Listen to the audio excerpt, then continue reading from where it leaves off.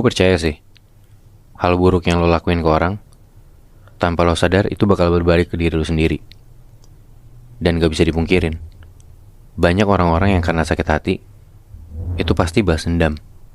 Bahkan, mereka gak pikir panjang buat ngebalasin dendamnya melalui hal-hal mistis.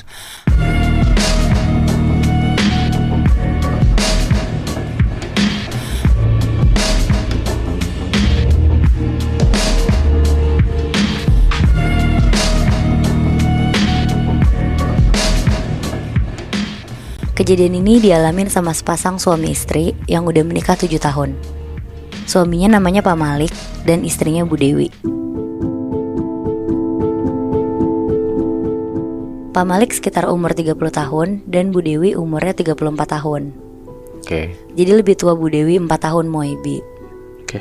Ini di Jakarta semua base-nya mereka? Iya, di Jakarta Moe. Jadi sepanjang pernikahan 7 tahun ini tuh Pak Malik selalu kepengen punya anak dari Bu Dewi. Dari tahun pertama menikah, cuma Bu Dewi ini gak pernah mau punya anak. Alasannya selalu mau fokus karir, sama gak mau badannya tuh melar. Oh. Bu Dewi tuh cantik banget Moebi. Putih, tinggi, badannya bagus, kayak idaman laki-laki pada umumnya. Sebenarnya Pak Malik tuh udah rada gak nyaman juga di pernikahan ini sama Bu Dewi. Karena mereka berdua sama-sama sibuk banget dan cuma ketemu tuh malam doang pas pulang kerja. Jadi Pak Malik nyari kesibukan sendiri. Abis pulang kerja dia nge-gym dulu baru pulang ke rumah. Nah di tempat gymnya dia ketemu Moebi sama cewek. Dan ketemu cewek ini tuh gak sengaja berkali-kali di tempat gym ini. Oke. Awalnya Pak Malik cuma kayak curi-curi pandang doang. Tapi lama-lama diajak kenalan sama Pak Malik. Namanya tuh Mutia. Dia umurnya 40 tahun dan masih single. Oke. Tapi karena masih rajin olahraga sama hidup sehat, jadi mukanya tuh masih tetap muda dan kayak menarik gitulah. Selama nge-gym mereka jadi sering ngobrol bareng sama makan bareng juga kalau udah selesai nge-gym. Pokoknya singkat cerita mereka jadi saling jatuh cinta dan ngejalanin hubungan mereka tuh diem-diem gitu. Nah alasan Pak Malik bisa sama Mutia juga simpel banget. Karena Mutia orangnya lembut dan perhatian banget sama Pak Malik. Tapi beda sama Bu Dewi yang kalau ngomong tuh nadanya tinggi dan semaunya dia aja. Nah sekitar 6 bulan Pak Malik ngejalanin hubungan rahasianya sama Mutia. Gak lama ketahuan sama Bu Dewi. Oh. Di situ Bu Dewi marah banget, semua kata kotor keluar dari mulutnya Bu Dewi. Dan karena si pride-nya Bu Dewi ini juga tinggi, akhirnya dia minta cerai. Tapi sebelum cerai dia ngadu dulu ke orang tuanya Pak Malik. Tapi karena orang tuanya Pak Malik juga tahu sifatnya si Bu Dewi ini, jadi orang tuanya tuh cuma sabar-sabarin Bu Dewi dan nawarin dibeliin apartemen mewah di daerah Jaksel. Akhirnya karena Bu Dewi juga agak matre, jadi dia setuju. Akhirnya mereka cerai dan Pak Malik gak lama tuh nikah sama Mutia. Oke. Orang tua Pak Malik juga seneng banget karena itu tadi, Mutia orangnya lembut, ngayomin Pak Malik. Pokoknya bedalah sama Bu Dewi yang cuek. Kehidupan Pak Malik tuh jadi bahagia banget semenjak sama Mutia, apalagi semenjak Mutia hamil. Pas menjelang mau melahirkan, karena umurnya Mutia udah 40 tahun, di situ Mutia gak kuat dan akhirnya Mutia tuh meninggal. Ya Allah. Tapi bayi yang dikandung dia tuh untungnya selamat. Nah pas dokter ngasih tahu ke Pak Malik, di situ Pak Malik terpukul banget dan stres. Pak Malik bahkan gak mau megang anaknya sendiri. Akhirnya orang tuanya Pak Malik tuh pindah ke rumahnya Pak Malik untuk ngurusin anaknya yang masih bayi. Di situ Pak Malik jadi sering mabok-mabokan, pulang malam, pokoknya bener-bener gak peduli sama kehadiran anaknya dia ini. Akhirnya orang tuanya Pak Malik ngasih tahu ke Bu Dewi kalau Mutia meninggal pas melahirkan. Bu Dewi datanglah ke rumah Pak Malik dan ikut berbelasungkawa juga. Di situ Bu Dewi mau lihat anaknya Pak Malik sama Mutia. Akhirnya Bu Dewi tuh ngelihat anaknya yang lagi tidur di box bayi. Digendong-gendong lah sama Bu Dewi. Terus pas Bu Dewi lagi gendong, tiba-tiba Bu Dewi ngelihat di seberang box bayinya ada sosok perempuan pakai dress putih lagi ngeliatin Bu Dewi sama anak itu dengan muka kayak orang kesel gitu. Bu Dewi kaget banget dan langsung lari keluar kamar sambil gendong bayi ini. Pas ditanya kenapa sama mertuanya, dia gak mau kasih tahu kenapa. Tapi pas Bu Dewi ngeliat ke arah foto di dalam bingkai yang ada di atas meja, Bu Dewi kaget banget karena ternyata sosok perempuan tadi tuh Mutia. Soalnya Bu Dewi tuh selama ini gak pernah mau ketemu Mutia, apalagi semenjak tahu Pak Malik tuh nikah lagi. Hah? Nah di situ Bu Dewi bengong sambil diajak ngobrol sama mertuanya. Pas lagi asik ngobrol, gak lama Pak Malik pulang ke rumah. Pak Malik kaget banget ngeliat ada Bu Dewi di situ dan nanya kenapa ada Bu Dewi. Tapi di sini Bu Dewi baik banget sama Pak Malik. Dan mertuanya juga belain Bu Dewi kalau Bu Dewi tuh kesini mau jenguk bayinya Pak Malik sama Mutia. Singkat cerita, Bu Dewi berusaha ngambil hati Pak Malik lagi. Dia berusaha jadi orang yang lebih baik lah. Makin lama tuh Pak Malik jadi makin luluh sama Bu Dewi ini. Dan akhirnya mereka mutusin untuk nikah lagi. Tapi Pak Malik ngasih syarat. Bu Dewi harus di rumah buat ngurusin bayi itu dan untuk jadi ibu rumah tangga. Oke. Sebenarnya Bu Dewi kesel banget sama syarat ini. Tapi balik lagi, karena Bu Dewi tahu hidup sama Pak Malik itu jauh lebih enak daripada dia sendiri. Akhirnya dia nurutin Pak Malik untuk berhenti kerja dan jadi ibu rumah tangga. Oh, oke. Sehari-hari kalau Pak Malik lagi di kantor, Bu Dewi tuh gak peduli sama bayinya. Kalau nangis atau apa juga didiemin doang. Oh. Pokoknya tega banget sama bayi ini. Tapi kalau ada Pak Malik dan mertuanya di rumah dia tuh jadi berubah banget. Jadi sok-sok peduli sama bayi ini. Kelihatannya juga kayak sayang banget. Iya. Sampai akhirnya pas bayinya lagi nangis-nangisnya banget, Bu Dewi sambil kesel ngedumel. Masuk ke kamar bayinya dan sambil marah-marah, terus goyang-goyangin box bayinya. Pas Bu Dewi lagi kesel-keselnya, tiba-tiba sosok Mutia ini tuh muncul dari pojok kamar dan lari ke arah Bu Dewi. Oh, Jing. shit. Terus lehernya Bu Dewi tuh dicekek. Kenceng banget sampai lehernya tuh merah-merah. Bu Dewi nangis-nangis gak berhenti dan gak lama dilepas sama sosok Mutia ini. Dan posisinya Bu Dewi ini lagi di rumah sendirian. Iya Moy, Oh. soalnya Pak Malik lagi kerja. Hah? Bu Dewi nangis-nangis gak berhenti dan gak lama dilepas sama sosok Mutia. Di situ Bu Dewi takut banget dan langsung nelfonin Pak Malik buat pulang ke rumah. Pas Pak Malik sampai rumah, Bu Dewi ceritain apa yang tadi terjadi sama dia. Tapi Pak Malik tuh gak percaya karena bekas cekekannya itu tiba-tiba udah hilang merah-merahnya. Jadi Bu Dewi sebel banget kan, tapi masih nahan kesel sama Pak Malik karena mereka juga baru balikan lagi kan. Nah besokannya perasaannya Bu Dewi ini makin campur aduk. Dia ngerasa kalau bayinya Pak Malik sama Mutia ini bawa sial. Jadi Bu Dewi gak mau deket-deket sama bayi ini. Iya. Jadi kalau bayinya nangis gak diurusin lah sama si Bu Dewi, didiemin. Pokoknya Bu Dewi nunggu sampai Pak Malik pulang karena dia juga takut sosok Mutia ini muncul lagi kan. Karena Bu Dewi juga mikir ini bukan anak dia tapi anak selingkuhan suaminya kan. Iya benar. Nah sekitar jam 7 malam pas Bu Dewi lagi asik nonton TV, tiba-tiba dia denger suara bayinya ini makin lama makin kencang nangisnya. Tapi Bu Dewi tetap gak peduli. Terus tiba-tiba ada suara kayak piring pecah dari dalam kamar bayinya. Bu Dewi kaget terus langsung nyamperin ke dalam kamar itu kan. Pas dia masuk kamarnya, Bu Dewi ngeliat bayinya ini tuh tidur. Dan keadaan kamarnya juga sunyi banget kayak gak ada apa-apa. Tapi pas Bu Dewi mau keluar dari kamarnya, tiba-tiba Bu Dewi kayak didorong dari belakang. Terus dia jatuh kejedot gagang pintu. Dan Bu Dewi tuh ngeliat ada sosok Mutia jalan pelan-pelan ke arah Bu Dewi dan masuk ke dalam badannya Bu Dewi. Jadi Bu Dewi tuh kayak kerasukan sosok Mutia gitu Moebi. Nah pas Pak Malik pulang, di malam itu tuh Bu Dewi sering bengong dan gak mau makan. Pak Malik ngajak ngobrol lah ke Bu Dewi. Tapi tatapan Bu Dewi ke Pak Malik tuh beda. Dan tiba-tiba Pak Malik tuh ngeliat yang gendong bayinya itu tuh bukan Bu Dewi, tapi Mutia. Pak Malik sebenarnya kaget pas liat Mutia. Sambil gemeter, Pak Malik nanya, "Dewi mana?" Terus Mutia jawab, "Gak usah peduliin Dewi, kita bisa hidup bahagia bareng-bareng." Oh shit. Terus di sini Pak Malik gak mau dan bilang, "Kalau kamu mau aku bahagia, kamu balik ke alam kamu. Nanti kita akan ketemu lagi." Tapi di situ Mutia malah marah dan bilang, "Aku gak mau pergi. Aku gak mau anak aku dirawat dia, disakitin dia." Tapi di situ Pak Malik ngejelasin, "Mut, alam kita udah beda. Kamu tenang aja. Aku bisa pastiin ke kamu kalau anak kita akan diurus dengan baik. Gak ada yang sakitin dia lagi." Nah karena denger janjinya Pak Malik, akhirnya Mutia tuh pergi dengan tenang. Dan gak lama badannya Mutia tuh berubah lagi jadi Bu Dewi. Setelah kejadian itu, Pak Malik ngejelasin pelan-pelan ke Bu Dewi untuk bisa sayangin bayinya Pak Malik kayak anaknya Bu Dewi sendiri. Karena almarhumah Mutia bisa ngerasain kalau Bu Dewi tuh gak seneng sama bayinya. Oh, dia balas dendam banget berarti ya. Dia ngeliat dari alam sana kalau misalnya anaknya tuh dicuekin banget sama si Dewi ya. Iya bener Moy, kayak gak diurus gitu kan. Iya. Terus setelah Pak Malik ngomong kayak gitu ke Dewi, akhirnya Dewi sadar dan mau ngurusin bayi yang bukan bayinya dia gitu. Ya awalnya dia tuh gak mau Bi, tapi karena dia udah didatengin terus-terusan, akhirnya kan dia takut. Jadi mau gak mau dia tuh harus ngurusin. Dan Mutia udah gak datang lagi ke rumah mereka. Enggak sih, Moy gak akan datang lagi. Soalnya kan dia udah janji sama Pak Malik buat pulang ke alamnya dia. Iya benar.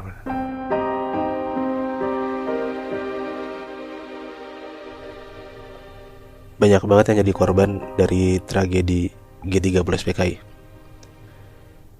Yang di highlight sama banyak orang, yang pasti pembunuhan secara massalnya kan. Iya benar.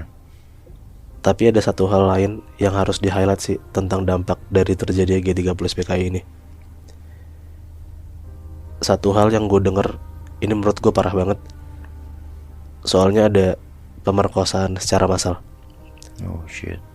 Dan parahnya lagi, pemerkosaan ini nih sampai ngebuat cewek-cewek pada waktu itu meninggal dunia gitu Nat.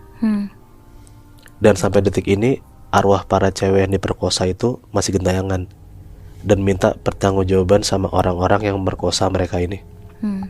Salah satu cerita yang pernah gue dengar, ada satu cewek muda, umurnya 19 tahun, dan kita sebut aja nama cewek ini Astri ya. Oke. Astri ini orang Jakarta Timur. Dan di tahun 1965 bulan September waktu itu, Astri dan teman-temannya lagi kayak latihan gitu dekat rumahnya dia di Jakarta Timur. Astri ngikutin teman-temannya aja gitu, ikut latihan organisasi ini biar aktif aja kesannya. Dan di sini juga posisinya Astri tuh jadi salah satu cewek yang paling cakep lah di organisasi itu. Kayak semua orang liatin dia, berpikiran mau pacarin dia, karena dia emang cantik, dia baik banget gitulah sama mereka, sama semua orang. Nah singkat cerita, pas di tanggal 30 September itu, dia lagi istirahat latihan tuh bareng sama teman-temannya. Dan tiba-tiba semua berubah karena ada satu kejadian ini. Banyak banget oknum-oknum yang bertugas datang nyergap tempat latihan Astri dan teman-temannya. Gak pakai waktu lama, mereka semua langsung ngebarisin puluhan cewek-cewek lagi ikut latihan ini. Dijemur di bawah terik matahari, dibukul pakai senjata, dan sampai akhirnya cewek-cewek itu disuruh telanjang bulat di lapangan. Oh shit. Ini cewek semua nih Mike diikutin. Cewek semua. Wow. Astri yang gak bisa apa-apa, ya mau gak mau ngikutin apa yang mereka suruh dong. Dan akhirnya ya udah, dia ngelakuin lah kesuruhan itu. Sampai ada satu oknum yang gue samarin namanya ini ya, namanya Bambang, nyamperin Astri. Semua teman-teman Astri ngeliat kalau Astri ditarik sama Bambang ke satu ruangan kecil berdua doang. Oh shit. Dari sela-sela kaca, teman-temannya Astri ini ngeliat kalau Astri tuh diperkosa abis-abisan banget sama Bambang secara kasar. Sorry banget ya, sampai kemaluannya Astri tuh sampai dimasukin senapan gitu loh. Saking gilanya si Bambang ini. Sampai di malam hari, beberapa cewek-cewek dikurung di satu kamar kecil bareng sama Astri. Dan mereka ngeliat Astri tuh udah gak kuat banget, udah kritis banget. Dan akhirnya beberapa teman-teman Astri ini teriak-teriak lah dari kamar yang kecil itu ke para oknum ini. Nah Bambang dengar teriakan cewek-cewek itu dari kamar kecil itu. Dan akhirnya Bambang masuk. Pas Bambang masuk, Bambang langsung mukul kepala Astri kenceng banget sampai berdarah. Dan di tengah-tengah cewek itu lagi di kerumunan gitu Nat. Si Bambang tuh lagi-lagi merkosa Astri. Bangsat. Dan gak gitu lama Astri meninggal di tempat. Teman-teman Astri tuh sedih banget dan minta pertanggungjawaban lah sama Bambang. Tapi ya Bambang gak peduli aja gitu. Sampai mayat Astri aja dibuang di gorong-gorong dengan sepele banget gitu loh kesannya. Gak dikubur sama sekali. Gak dikubur sama sekali Nat. Anjrit. Nah dari teman-temannya Astri ini, ada satu cewek yang diajak sama Bambang buat jadi dalam tanda kutip ya, pesuruhnya di rumahnya. Namanya Lucy. Diajaklah Lucy ini pulang ke rumahnya Bambang kan. Pas nyampe rumah Bambang, ternyata Lucy lihat Bambang tuh punya rumah gede banget, udah punya 2 anak, cewek dan cowok. Istrinya cakep banget. Pokoknya Lucy tuh ngeliat keluarga Bambang tuh harmonis banget lah. Sampai ada di satu malam, Bambang tuh nyuruh Lucy buat begadang, karena Bambang pulang tengah malam dan Lucy disuruh jaga pagar lah. Malam itu di rumah Bambang semuanya udah pada tidur. Istri udah tidur, anak pertamanya tidur, anak kedua tidur. Jadi posisinya anak pertama Bambang nih cewek, sekitar umur 10 tahunan. Dan anaknya Bambang yang cewek ini tidurnya sendiri. Anak keduanya cowok sekitar umur 7 tahunan, tidur di kamarnya Bambang sama istrinya. Jadi di malam itu cuman Lucy doang dong yang bangun, karena kan disuruh jaga pagar kan. Pas Lucy lagi nunggu Bambang pulang sekitar jam 11-an malam, tiba-tiba Lucy tuh dengar anak pertamanya Bambang tuh teriak-teriak dari kamarnya. Kaget lah si Lucy ini kan. Langsung tuh dia langsung lari ke kamar anaknya Bambang yang cewek ini buat nengokin lah kenapa sebenarnya. Pas Lucy buka kamar anaknya yang cewek ini, Lucy ngeliat anak cewek ini udah terbang gitu Nat. Badannya kaku dan lagi teriak kenceng banget. Kayak melayang gitu anaknya Moy. Melayang Lucy yang ngeliat itu bener-bener kaget banget dan langsung teriak ke istri Bambang lah, buat ngeliat anaknya ini lagi kenapa gitu kan. Pas banget istrinya masuk dan ngeliat anaknya lagi terbang kayak gitu, anaknya tuh langsung jatuh kenceng banget dari atas ke bawah ke kasur sampai kaki kasur tuh patah gitu Nat. Dan pas dilihat ternyata anak pertamanya Bambang ini yang cewek meninggal. Wow. Dengan posisi jatuh badannya rusak gitu, tulangnya patah, matanya hitam, badannya kaku, dan dari mulut si anak cewek ini kayak keluar darah hitam banyak banget. Istri Bambang tuh langsung buru-buru nelfon Bambang lah, biar nyuruh Bambang pulang cepet kan. Dan gak gitu lama, sekitar jam 12-an malam akhirnya Bambang pulang. Bambang kaget banget, dia terpukul banget, dia nangis banget ngeliat anaknya mati secara tragis kayak gitu. Bambang nanya ke Lucy dan istrinya kenapa tiba-tiba bisa jadi kayak gini kondisinya. Tapi ya mereka berdua yang gak bisa jawab apa-apa karena pas mereka ngeliat udah kayak gitu kan posisinya kan. Bambang langsung ngerapiin kamar anaknya, langsung mandiin anaknya, dan masuk ke kamarnya Bambang buat tidur bertiga sama istri dan anak terakhirnya. Sekitar jam 2 pagi, posisinya Lucy tuh gak bisa tidur karena dia takut dan masih kebayang banget lah sama apa yang dia lihat barusan. Gak gitu lama, Lucy dengar kayak ada orang jalan gitu di ruang tengah rumah Bambang. Tapi dia gak dengar ada suara pintu sama sekali. Jadi kayak tiba-tiba aja gitu loh ada suara kaki jalan gitu. Karena Lucy takutnya pencuri atau apa gitu kan, dia bukalah kamarnya Lucy dan ngintip ke arah ruang tengah. Pas Lucy ngintip, dia lihat suara orang jalan itu ternyata berasal dari suara kaki cewek, rambut panjang, yang gak tahu asalnya cewek ini dari mana, lagi jalan masuk ke kamarnya Bambang. Lucy kaget banget liatnya, karena dia tahu itu bukan istrinya Bambang. Gak gitu lama, pas Lucy ngintip lagi, si cewek ini udah hilang. Ditutuplah pintu kamar Lucy sama dia kan. Baru banget Lucy nutup pintu kamarnya dia, tiba-tiba dia dengar dari kamar Bambang tuh teriak kenceng banget Nat. Buru-buru tuh Lucy langsung lari ke kamarnya Bambang kan buat ngecek. Dan pas Lucy buka kamar Bambang, Lucy lihat Bambang tuh posisinya kayak lagi dicekek, gak tahu sama sosok apa karena Bambang tuh kayak nempel dan melayang di dinding itu. Istrinya Bambang tuh langsung ngajak anak terakhirnya buat keluar dari kamar dan pindah ke kamar yang satunya lagi. Pas istrinya Bambang nganter anaknya ke kamar sebelah, tiba-tiba pintu kamar Bambang ini ketutup kenceng banget dan kekunci gitu aja. Nah posisinya si Lucy ini kan udah ada di dalam kamar Bambang kan. Dia tuh langsung buru-buru buka kamarnya Bambang, tapi gak bisa, kekunci gitu aja. Lucy yang lihat di depan mata dia kalau Bambang tuh lagi kayak kecekek gitu, cuman bisa nangis dan minta tolong. Dan pas Lucy lagi nangis, tiba-tiba dia denger ada suara cewek ngerintih gitu, ngomong, "Lucy." Posisinya kan Lucy lagi nangis dan duduk bawah kan. Pas dengar ada suara cewek manggil nama dia langsung nengok ke atas, ke depan dia gitu.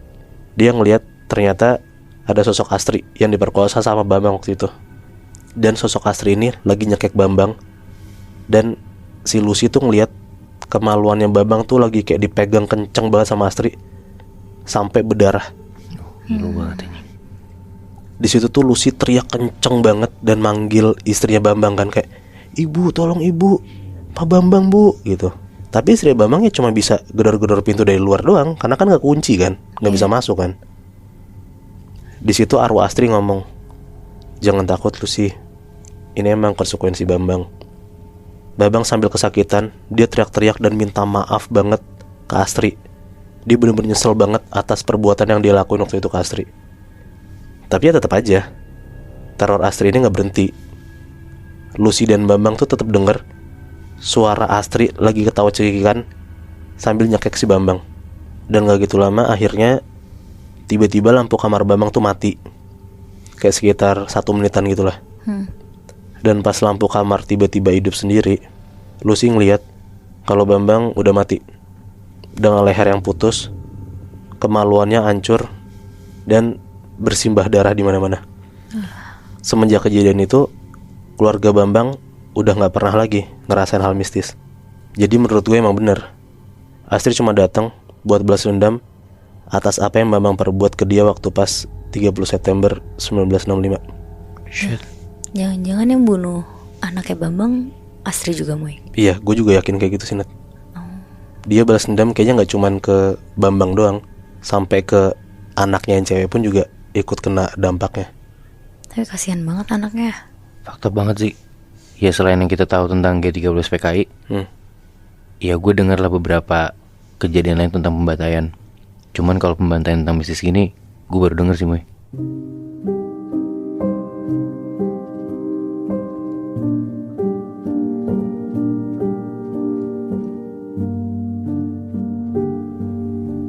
Jadi ada seorang cowok namanya Chandra. Chandra ini bisa dibilang berangkat dari keluarga yang cukup kaya. Bokapnya Chandra tuh petinggi di suatu perusahaan, dia emang tajir lah. Dan mereka ini tinggal di Bandung by the way. Nah bokapnya Chandra ini punya banyak tanah dan rumah, dan juga udah nyiapin rumah buat anak-anaknya yang nantinya masing-masing udah pada punya keluarga sendiri. Chandra ini umurnya hampir 30-an dan kerja juga di perusahaan bokapnya. Nah, di tahun 2017 akhirnya Chandra nikah sama pacarnya. Sebut aja nama pacarnya ini Tira. Dan mereka tinggal di salah satu rumah yang dikasih sama bokapnya Chandra yang gue bilang tadi, di daerah Bandung juga. Nah, rumah yang dikasih ke Chandra ini rumah yang udah rada tua, gak gede-gede banget juga. Rumah yang tanahnya sedang, rumahnya gak tingkat. Interiornya juga emang udah rumah lama gitu, tapi layak dipakai.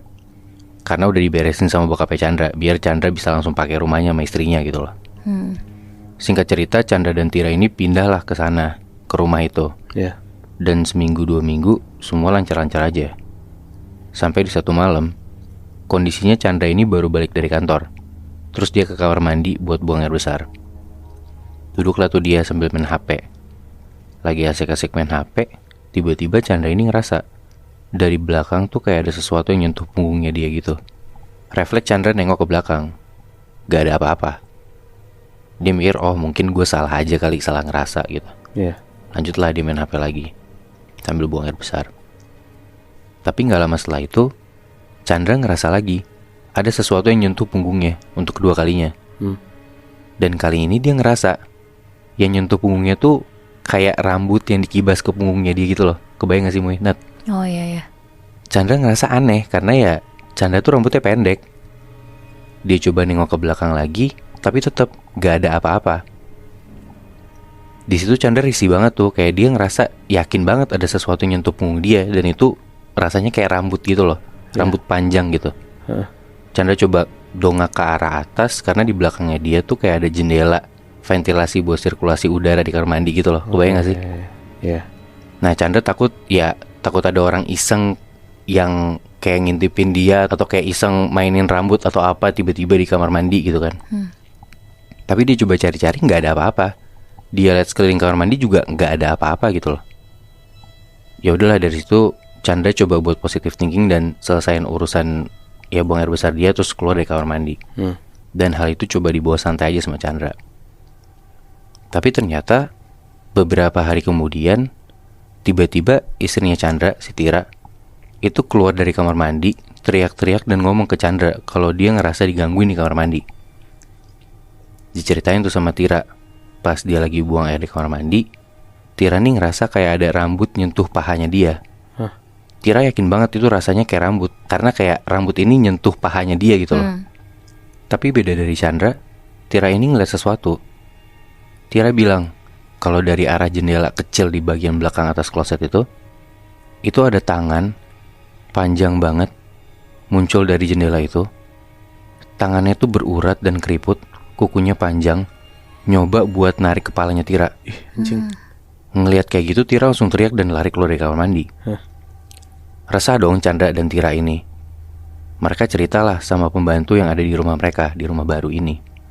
Yang mana ternyata pembantunya ini tuh pembantu rumah yang udah kerja, bahkan untuk pemilik rumah sebelumnya yang tinggal di situ. Oh. Nah di situ Simbo ini tanpa ragu-ragu langsung cerita panjang lebar. Tapi yang intinya tuh dulu dia ngasih tahu kalau yang punya rumah ini namanya Pak Warsito. Dan dia ini semacam anak buahnya bokapnya Chandra. Di satu waktu Pak Warsito ini kena musibah. Anaknya dia sakit keras sampai tabungannya Pak Warsito ini habis. Dan akhirnya Pak Warsito minjem duit ke bokapnya Chandra. Nah bokapnya Chandra ini minta jaminan atas ya utangnya si Pak Warsito itu. Bokapnya Chandra minta jaminannya tuh rumahnya Warsito ini. Yang awalnya si bokapnya Chandra tuh ngomong kalau rumah ini jadi jaminan formalitas aja, ya buat keamanan juga gitu loh. Nah di situ Warsito nggak mikir apa-apa, ya udahlah gue butuh duitnya juga gitu kan. Tapi singkat cerita, anaknya Pak Warsito ini nggak bisa ketolong, meninggal. Dan dengan keadaan tabungannya Pak Warsito ini udah habis, utang ke bokapnya Chandra juga udah banyak, dan dia nggak bisa bayar. Pas dia minta keringanan, bokapnya Chandra ini nggak mau. Sampai akhirnya yang tadinya rumah itu dijadiin jaminan cuma buat formalitas doang, rumah ini malah diambil sama bokapnya Chandra. Dan keluarga Warsito tuh dipaksa keluar dari situ. Warsito kesel banget Moy, Nat. Karena ya itu rumah dia satu-satunya. Warsito dan keluarganya juga udah lama tinggal di situ. Tapi rumahnya diambil paksa sama bokapnya Chandra gitu loh. Sampai sebelum pergi pun Warsito bilang ke Simbo ini, ke pembantunya, kalau dia tuh gak rela rumah ini diambil. Dan dia ngomong kalau dia bakal bikin rumah ini gak nyaman buat ditinggalin bokapnya Chandra ataupun siapapun yang bakal tinggal di situ. Nah pembantunya Simbo ini itu ngira itu cuman omongan biasa aja, kayak cuman ancaman aja gara-gara Warsito kesel rumahnya diambil. Makanya Warsito ngomong kayak gitu. Tapi ternyata ngedenger ceritanya Chandra sama Tira, jadilah apa yang diancam sama Warsito itu beneran kejadian kan. Pembantunya ini pun udah ngasih tahu ke bokapnya Chandra tentang apa yang dibilangin sama Warsito, kayak ancaman itu. Dan malah Simbo ini dimarahin balik sama bokapnya Chandra. Setelah denger kayak gitu, Chandra dan Tira nih emang takut. Tapi mereka coba buat ya tahan lah dan banyakin ibadah, coba banyakin doa di rumah. Mereka juga coba pakai kamar mandi yang lain, gak pakai kamar mandi yang biasa mereka pakai. Tapi ternyata gangguannya gak berhenti di situ Moy, Nat. Di suatu siang, tiba-tiba Tira tuh teriak dari kamar mandi. Kamar mandi yang beda dari yang pertama ya. Dan begitu disamper sama Chandra, Tira ini ketakutan dan bilang kalau dia ngelihat ada ular keluar dari kloset kamar mandi mereka. Tapi di saat yang bersamaan, Chandra di situ nggak ngeliat apa-apa Moy, Nat. Chandra nyoba buat nenangin istrinya kayak, mana nggak ada apa-apa. Nih coba disiram nih klosetnya ya, tuh nggak ada apa-apa kan. Tapi Tira tetap takut. Bahkan sampai dia harus ditemenin di dalam kamar mandi setiap saat. Bahkan kalau mandi pun harus ditemenin karena Tira tuh setakut itu. Nah beda sama Tira, Chandra ini masih berani lah ke kamar mandi sendiri. Yang mana pernah di satu waktu Chandra ini pernah lagi mandi sendirian, pakai shower dari atas gitu kan. Tiba-tiba si Chandra ini pas lagi mandi, dia ngerasa kayak ada rambut yang nyentuh punggung dia. Lagi Moy, Nat. Refleks Chandra matiin shower. Chandra ngeliat tuh ke sekeliling, tapi gak ada apa-apa Moy, Nat. Ya udah tuh dia coba lanjut mandi lagi. Tapi lama-lama Chandra ngerasa ada hal yang aneh. Kayak lo pasti kalau lagi mandi dan lo shampoan, lo pasti nyium ya bau shampoo lo wangi gitu kan Moy, Nat. Iya gak sih? Nah Chandra ini gak nyium bau wangi dari rambutnya dia, tapi dia tuh nyium air yang jatuh di badannya dia dan kepalanya dia. Itu baunya bau amis. Sampai badannya Chandra ini ikutan bau amis juga. Dari yang merem lagi shampoan, Chandra matiin shower. Dia coba kucek mata. Dan pas Chandra buka mata, ternyata dia ngelihat badannya dia itu merah semua. Dan air yang ada di lantai itu merah semua, bau amis. Darah, Bi. Iya, beneran kayak darah berceceran di lantai kamar mandinya dia. Dan ya itu darah yang keluar dari shower gitu loh. Tapi pas showernya coba dihidupin lagi sama Chandra, yang keluar air biasa, Muy. Nat.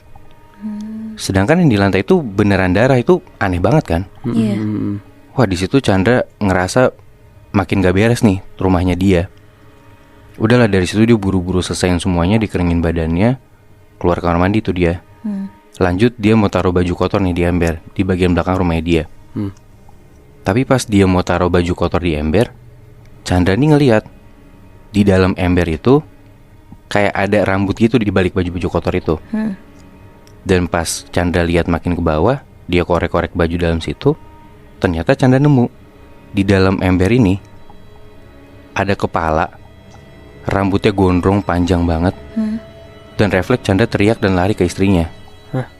Akhirnya beneran lah muncul tuh, Muy, Nat, bentuk makhluk yang dikirim sama Warsito untuk penghuni di rumahnya dia itu. Gimana, Bi? Kepala yang ada di ember ini, Muy, bentuknya kayak nenek-nenek, rambutnya panjang, tapi matanya gak ada. Anjing. Dan mulutnya kebuka gede banget. Dan semenjak kejadian itu, Muy, Nat, Chandra dan Tira tuh langsung ngomong ke bokapnya Chandra kalau Chandra dan Tira ini mau pindah ke tempat lain. Tapi mereka berdua gak berani bilang ke bokapnya ada apa di rumah itu atau apa yang gangguin mereka. Karena Chandra ini tipe anak yang gak berani bantah bokapnya gitu loh. Ditambah bokapnya ini keras dan emang gak percaya sama hal-hal mistis. Karena gak mau cari perkara, akhirnya Chandra bikin alasan lah kalau dia mau coba tinggal di rumah kontrakan yang lebih kecil pakai hasil uang tabungan dia dan Tira. Dan semenjak hal itu benar aja, Tira dan Chandra ini gak pernah diganggu lagi di rumah barunya. Anjing, karena bapaknya yang ada masalah sama pemilik rumah sebelumnya malah jadi anak yang kena ya. Bener, Warsito gak rela kalau misalnya rumah yang selama ini ditinggalin sama siapapun itu, mau Chandra, mau bokapnya Chandra atau siapapun, Muy. Terus sekarang nasib rumahnya gimana, Bi? Setahu gue, Nat ya, sampai sekarang rumahnya tuh mau disewain, tapi belum laku sama sekali. Tapi sejujurnya gue ngerasa rasa balas dendam itu pasti bakal ada lagi di diri semua orang. Dan ya memang benar, ada orang-orang yang balas dendam pakai hal mistis. Nah, menurut lo, apakah orang yang balas dendam pakai hal mistis suatu saat akan dapat balasan dengan hal mistis juga?